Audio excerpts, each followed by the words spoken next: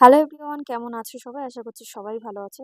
তো তোমরাও কি আমার মতো ছোটবেলায় সেই ছবিগুলো সব কালেক্ট করে ঘরের মধ্যে টাঙিয়ে রাখতে? হ্যাঁ, আমি সেরকমটাই করতাম আরকি। দেব আর শুভশ্রীর কোনো বই, নতুন বই রিলিজ হলে আমি ওদের ছবিগুলো নিয়ে আমি ঘরের মধ্যে লাগিয়ে রাখতাম। এইজন্য আমার বাবা আমাকে খুবই বকাবকি করতো, মাও বকতো। সবাই বলতো, "হ্যাঁ, সবাই একটু ভালো ঠাকুরের ছবি লাগায় আর তোরা এসব করে বেড়াস।"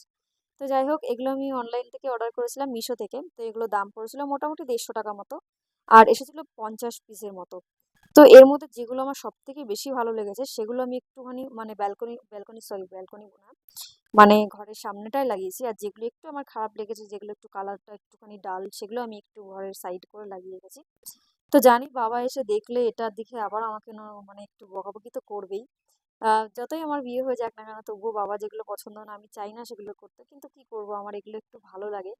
তো আমি খুব একটা মানে হিবিজিবি নিইনি, আমার যেগুলো হালকা লেগেছে সেগুলোই আমি